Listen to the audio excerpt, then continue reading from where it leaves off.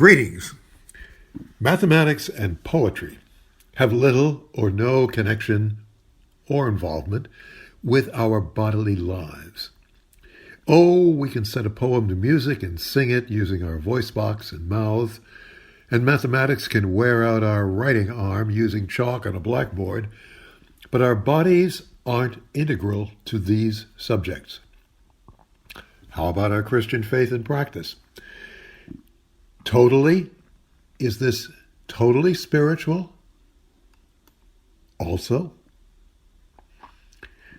this is the Practicing Christian, and this week's report is on keeping in touch. Several decades ago, no one talked about death. Well, almost no one. So if in general conversation at the coffee shop, someone brought the subject up, like, Jerry, how does your family handle things when someone dies?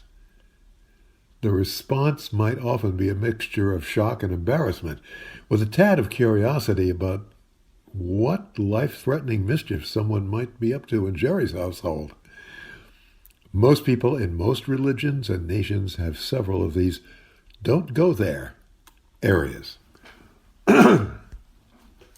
One of the most common practices for some Christian men is that you don't touch another man.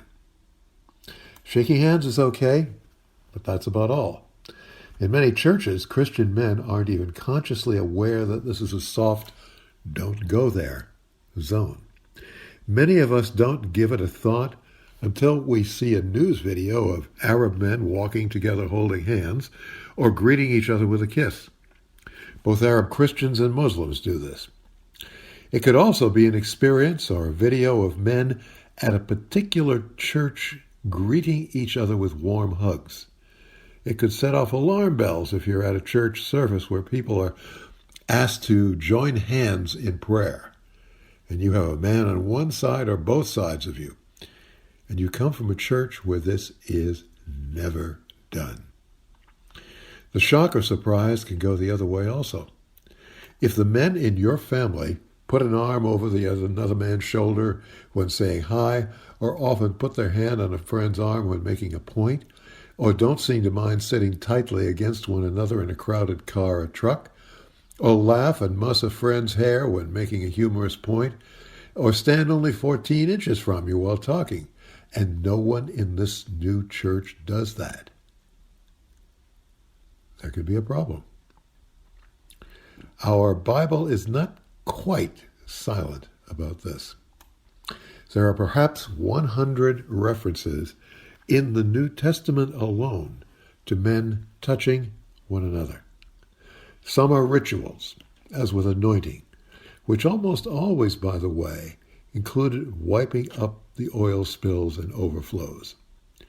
Kissing one another, washing feet, sores, so forth, holding, even clothing a man. Obviously, this was no big deal for Peter, nor for Jesus. For example, putting spit in another man's eyes when healing. Or Thomas, who put his hand in Jesus' wounded side. Nor for the other men he encountered and worked with. But how we act with other Christian men often follows subtly learned patterns. Italian Catholics, very touch-oriented. Norwegian Lutherans, not really. Some non-touchers are sensitive to their sexuality being questioned. Most touchers don't give a second thought to it. When all practicing Christians need to be aware of, when considering how they touch or don't touch another man, is what God has built into us with respect to this. When we're born, touch is the first sense we develop, and the only one necessary for survival. Babies who have skin contact with their mothers immediately after birth have a 32% greater chance of successfully nursing than those who miss out on that touch. We need it to develop close relationships. Premature babies given 10 days of gentle massage have better heart and lung functionality. And that is not just while they're babies,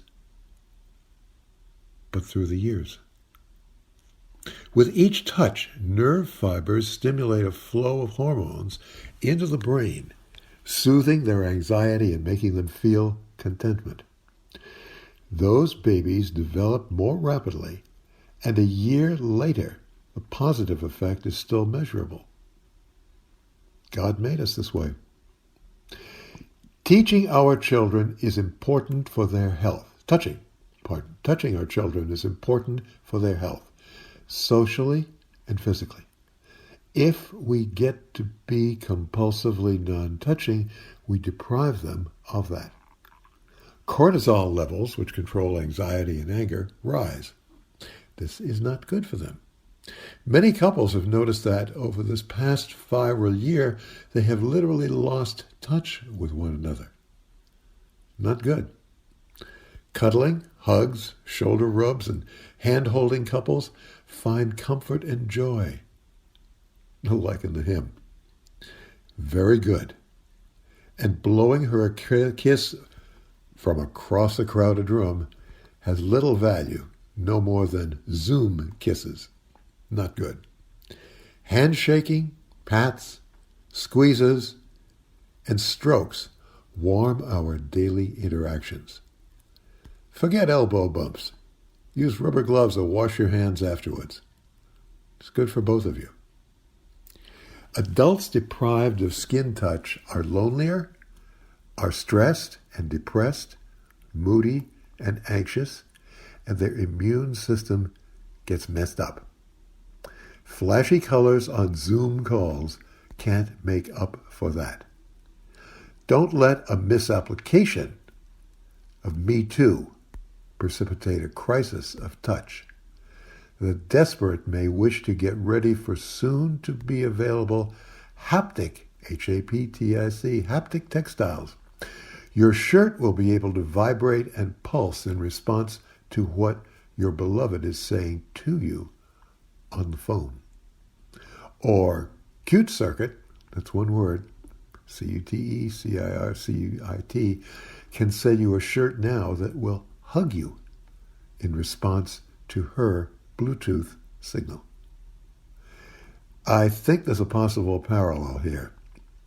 The stories and narratives of the Bible educate us, but when a person tells the story to us, his voice resonates, his manner alters, and the message is often stronger and deeper. Maybe there's a good reason that as pews evolved, no one put wooden dividers between people. Serve then, be the king's right arm.